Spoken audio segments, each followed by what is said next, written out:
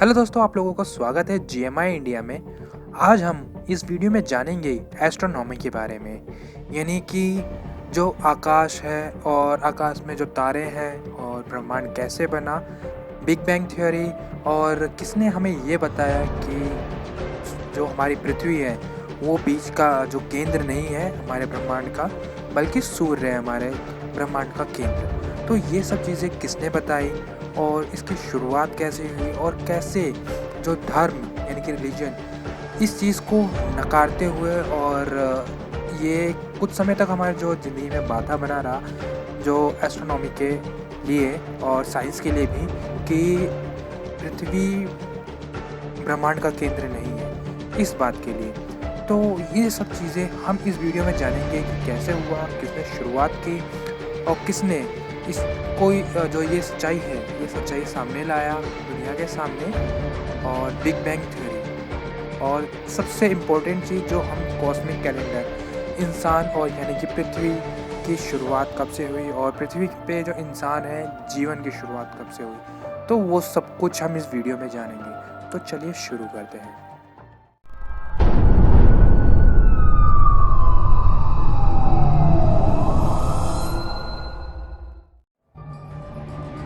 पूरी दुनिया में सिर्फ एक इंसान था जिसने एक असीमित ब्रह्मांड की कल्पना की थी, और वो सन 1600 के नए साल का जश्न कैसे मना रहा था? जेल के अंदर, सलाखों के पीछे।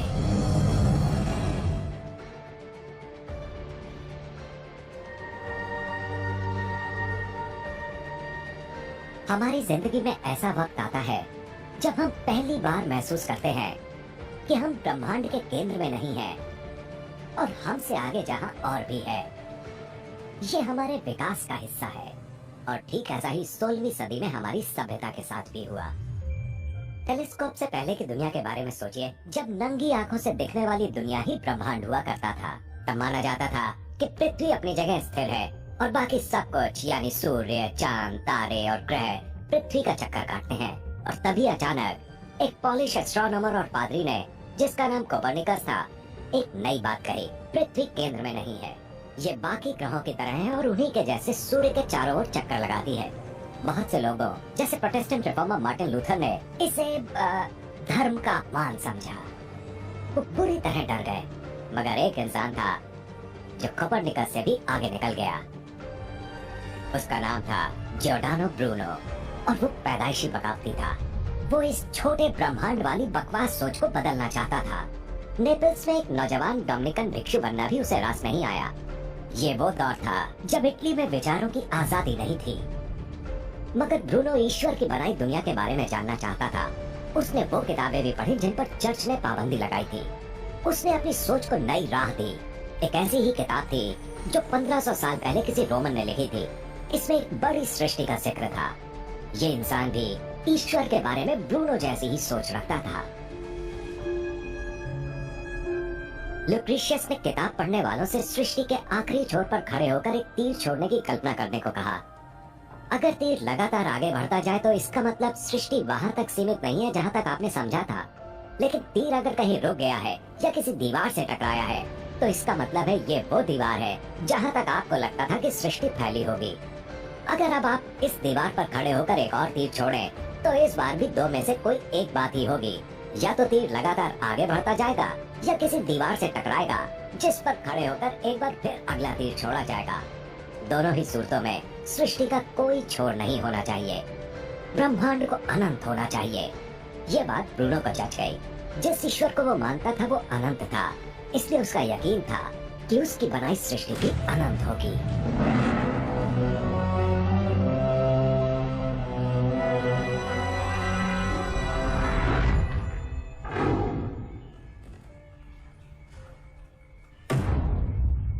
इसके बाद ब्रूनो को कहीं कोई काम नहीं मिला।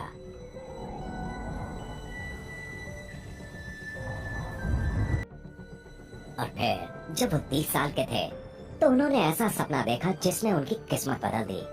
उस सपने में उन्होंने खुद को सितारों से भरी एक गोल छतरी के नीचे पाया। ब्रूनो के दौर में ब्रह्मांड का यही मतलब होता था।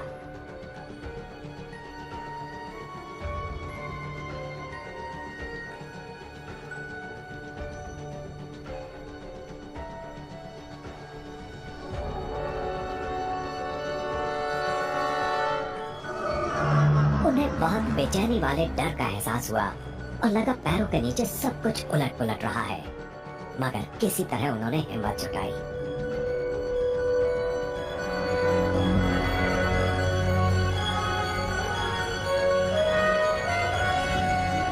मैंने पूरे यकीन के साथ हाथ फैलाए और अंतरिक्ष में पहुंच गया।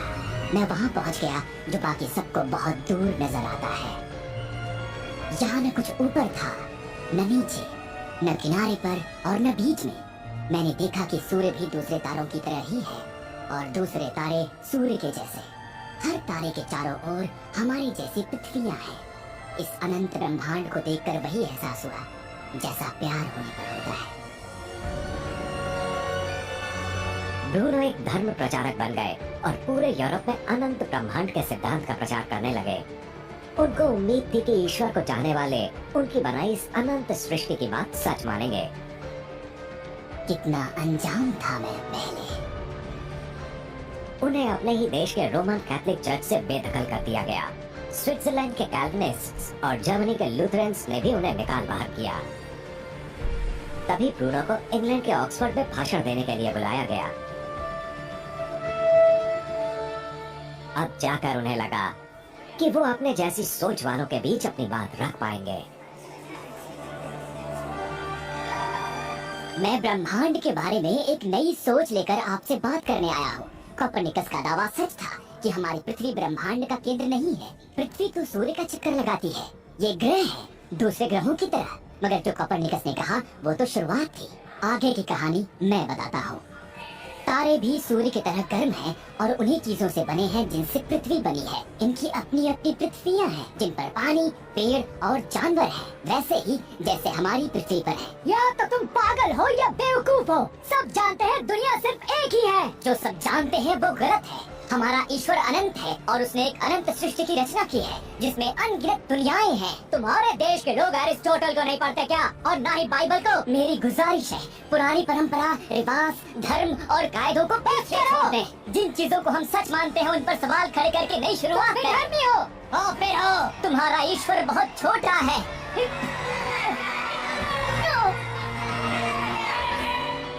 कोई और होता तो अब तक सबक सीख चुका होता, मगर ब्रूनो उनमें से नहीं थे। ब्रह्मांड के बारे में अपने ख्यालों को वो खुद तक सीमित नहीं रख पाए, हालांकि ये जानते हुए भी कि उस जमाने में इस जुर्म की सजा बहुत बेरहमी और अलग तरीके से दी जाती थी।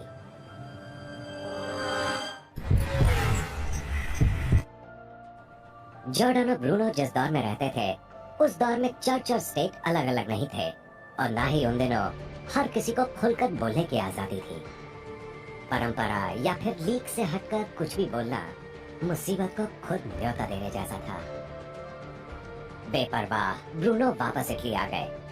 शायद उन्हें घर की याद सता रही थी, मगर उन्हें पता होना चाहिए था कि उनका देश उन जैसे आदमी के लिए यूरोप की सबसे खतरनाक जगह है। रोमन कैथोलिक चर्च ने एक खास किस्म की अदालतें बना रखी थी जिन्हें इंक्विजिशन कहा जाता था और उनका एक ही मकसद था, चर्च के खिलाफ अगर किसी ने भी आवाज उठाने की जरूरत की तो उस पर मुकदमा चलाकर सजा देना। और जैसा होता आ रहा था ब्रूनो भी इन अदालतों के चंगुल में फंसी गए।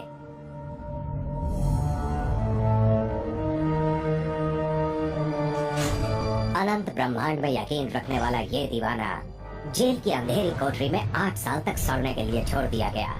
उनसे कई बार कड़ाई से पूछताछ हुई, मगर जिद पर अड़े ब्रूनो ने अपने विचार वापस लेने से इनकार कर दिया। मगर चर्च ब्रूनो को सजा देने पर आखिर क्यों आमादा था? उसे किस बात का डर था? अगर ब्रूनो की बात सही मानी जाती तो धार्मिक किताबों, चर्च की सत्ता पर सवाल खड़े हो जाते। आखिरकार इंक्विजिशन के कार्डिनल ने अपना फैसला सुना ही दिया। तुम पर इल्जाम है कि तुमने होली ट्रिनिटी और जीसस क्राइस्ट की सच्चाई पर सवाल खड़े किए हैं। तुम्हारा मानना है कि ईश्वर नाराज नहीं होता और पाप करने वाले भी बचे रहेंगे। तुम दूसरी दुनियाओं के बारे में बात करते हो। तुम्हारी सारी किताबों को जब्त करके सेंट पीटर स्क्वायर में जला दिया जाएगा। रेवरेंड फादर, इन 8 सालों की कैद के दौरान मुझे सोचने का काफी मौका मिला है। तो तुम माफी मांग रहे हो? सृष्टि को रचने वाले के लिए अपने प्यार और श्रद्धा की वजह से ही मैंने अनंत ब्रह्मांड की बात कही है। तुम्हें रोम के गवर्नर के हवाले किया जाता है ताकि वो तुम जैसे अड़ियल को सही सजा दे सकें। मुझे लगता है आप सजा सुनाने में ज्यादा घबरा रहे हैं, जबकि मुझे डर नहीं लग रहा।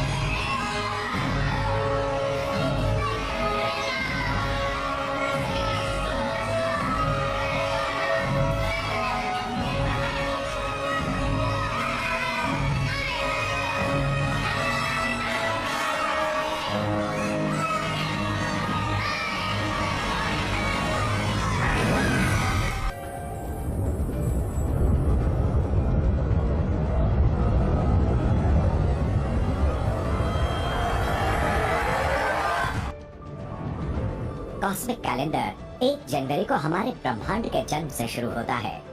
इस कैलेंडर में वो सब है जो तब से लेकर अब तक हुआ है, यानी 31 दिसंबर की आधी रात तक। इस स्केल पर हर महीना 1 अरब साल के बराबर है और हर दिन करीब 4 करोड़ साल के बराबर। अब चलिए हम सबसे पीछे चलते हैं, जब शुरुआत हुई ब्रह्मांड की। 1 जनवरी, बिग बैंग।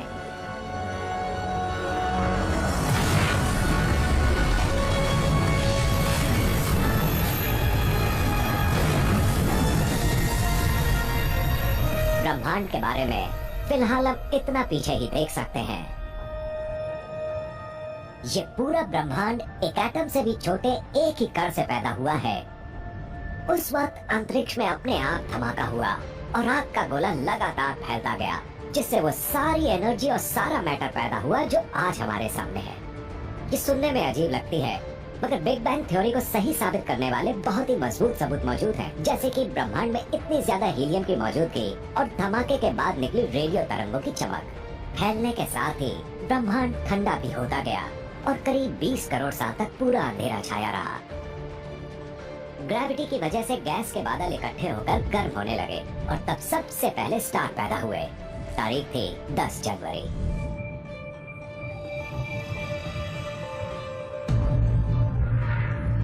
तेरह जनवरी को इन तारों ने मिलकर पहली छोटी आकाशगंगा बनाई।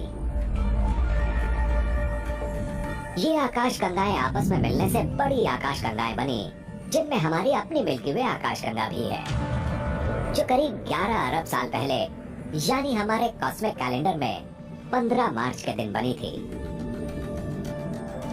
इसमें अरबों खरबों सूर्य हैं। हमारा सूर्य कौन सा है? वो अभी तक पैदा नहीं हुआ। वो दूसरे तारों की राख से पैदा होगा।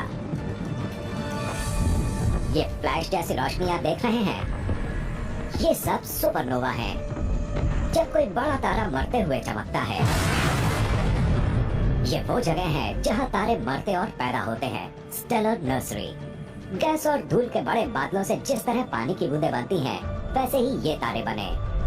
ये इतने गर्म हो गए कि उनके अंदर मौजूद परमाणु तक आपस में मिल गए, जिससे हमारी सांस लेने वाली ऑक्सीजन, मांसपेशियों में मौजूद कार्बन, हड्डियों वाला कैल्शियम और खून में मौजूद आयरन बना। ये सब चीजें बहुत पहले मर चुके तारों के अंदर बनी थी। आप, मैं और बाकी सभी, हम सब बने हैं तारों से पैदा हुई चीजों से। तारों से पैदा ये चीजें लगातार रिसाइकिल होती रहती हैं और तारों के बनने और मरने का ये सिलसिला चलता रहता है। हमारा सूर्य कितनी देर बाद पैदा हुआ होगा? बहुत देर बाद। अभी उसके पैदा होने में 6 अरब साल का फासला बाकी है। हमारे सूर्य का जन्मदिन कॉस्मिक कैलेंडर पर 31 अगस्त को है। 4.5 अरब साल पहले हमारे सौर मंडल के दूसरे ग्रहों की तरह हमारी पृथ्वी भी नए पैदा हुए सूर्य के चारों ओर घूम रहे गैस और धूल के बादलों से बनी थी। लगातार हो रही टक्करों से मलबे का ढेर भी लगातार बढ़ता जा रहा था।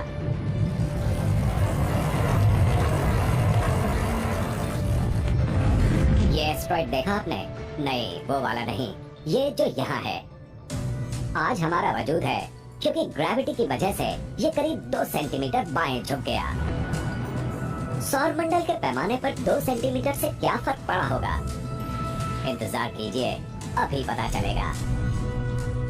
पैदा होने के पहले 1 अरब साल में ही पृथ्वी पर एक बड़ी टक्कर हुई। लगातार घूम रहे मलबे के टकराने और आपस में मिलने से हमारा अपना चांद तैयार हो गया। चांद इस बात का सबूत है कि उस दौर में कितनी उठापटक हो रही थी। अगर आप उस वक्त की पृथ्वी की सतह पर खड़े होकर देखते तो चांद आज से 100 गुना ज्यादा चमकदार दिखता। वो आज के मुकाबले 10 गुना ज्यादा पास भी था, क्योंकि तब पृथ्वी की ग्रेविटी उसे ज्यादा पास खींच कर रखे हुए थी। जब पृथ्वी ठंडी हुई तो समुद्र बनना शुरू हुए। उनकी लहरें आज से 1000 गुना ऊंची थीं। लंबे समय तक पृथ्वी के अंदर लहरों की टक्कर की वजह से चांद दूर चला गया।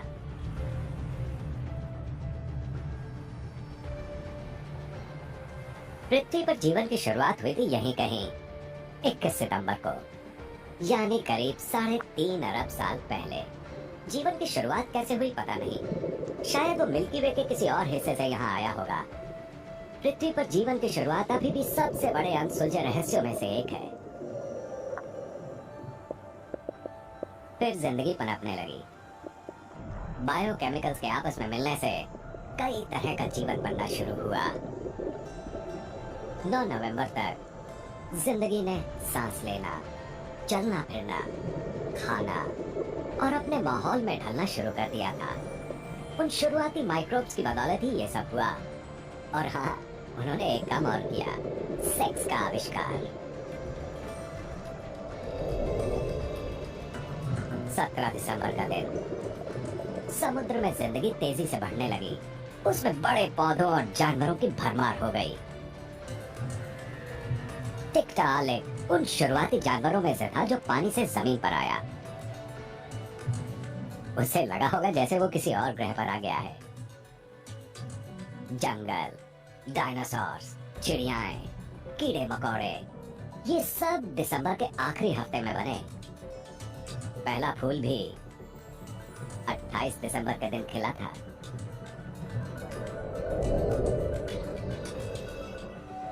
पुराने जमाने के ये जंगल बड़े हुए और खत्म होकर जमीन के नीचे दब गए और फिर कोयले में बदल गए। 30 करोड़ साल बाद हम इंसानों ने उसी कोयले को जलाना शुरू कर दिया और खुद अपनी ही सभ्यता को खतरे में डाल दिया।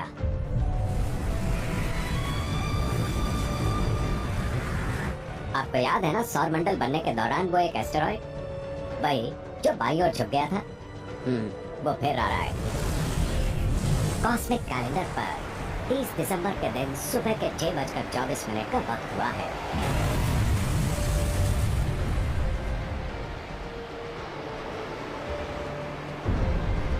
करोड़ सालों से भी ज्यादा अरसे तक डायनासोर्स ने पृथ्वी पर राज किया, जबकि हमारे पूर्वज यानी छोटे मैमल्स की उन दिनों कोई औकात ही नहीं थी। मगर उस एस्ट्रॉइड ने सब बदल डाला। सोचिए उसने रास्ता न बदला होता और पृथ्वी से टकराता ही ना, तो ये तो तय है ऐसे में डायनासोर अभी भी होते, मगर शायद हम नहीं। कुदरत का अजूबा और किस्मत का इससे अच्छा उदाहरण शायद ही कोई और हो सकता है। सृष्टि को पैदा हुए 13.5 अरब साल हो चुके हैं। अब भी हमारा कोई अता पता नहीं। वक्त के इस लंबे चौड़े समुद्र में जो इस कैलेंडर में मौजूद है, इंसान साल के आखिरी दिन, आखिरी घंटे में ही सामने आया है। कॉस्मिक कैलेंडर के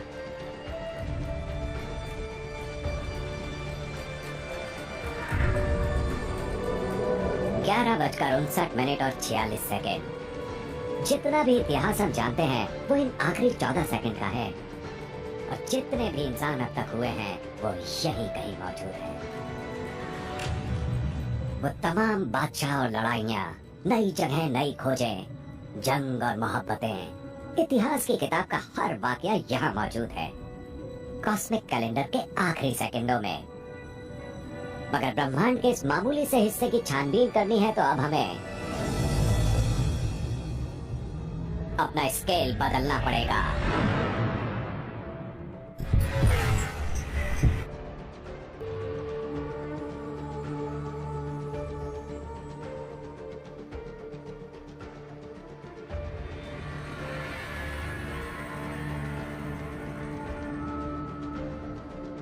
ब्रह्मांड में हम नए हैं। हमारी अपनी कहानी ब्रह्मांड के कैलेंडर की आखिरी रात को शुरू हुई। साल की आखिरी शाम को 9:45 बजे का वक्त। 35 लाख साल पहले हमारे पूर्वजों ने, हमारे और आपके पूर्वजों ने ये निशान छोड़े हैं। इसके बाद हम दो पैरों पर खड़े हुए और उनसे जुदा हो गए। जब हम दो पैरों पर खड़े हुए तो हमारी आंखें सिर्फ जमीन पर ही नहीं टिकी रहीं। हमने आसमान को देखकर उसके बारे में सोचना शुरू कर दिया। इंसान के वजूद के सबसे लंबे दौर में, यानी करीब 40,000 पीढ़ियों तक हम घुमक्कड़ बने रहे। फिर हमने झुंड में रह के शिकार करना, औजार बनाना, आग को काबू करना और चीजों के नाम रखना सीखा। और ये सब हुआ आखिरी घंटे में कॉस्मिक कैलेंडर के।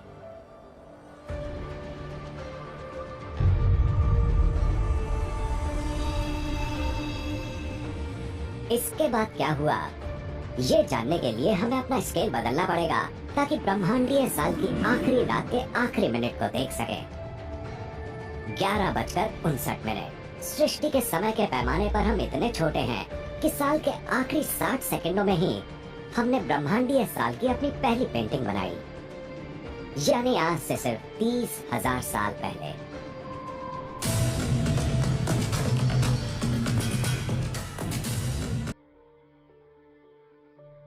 ऐसे ही इंटरेस्टिंग फैक्ट्स के लिए प्लीज़ मेरे चैनल को सब्सक्राइब करें और बेल आइकन को ऑल पे प्रेस करें ताकि मेरे वीडियो अपडेट सबसे पहले आपको मिले।